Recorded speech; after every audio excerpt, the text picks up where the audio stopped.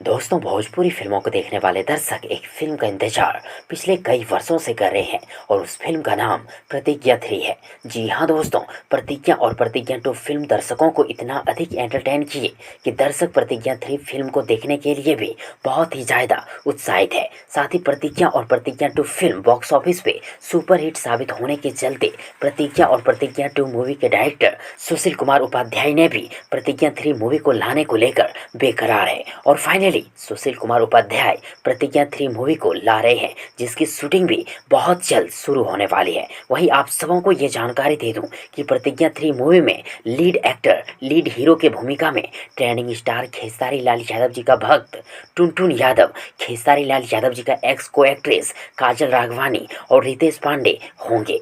तो फ्रेंड्स, आप सब खेसारी लाल यादव जी के भक्त टुनटुन यादव को बहुत बहुत अधिक बधाई दें।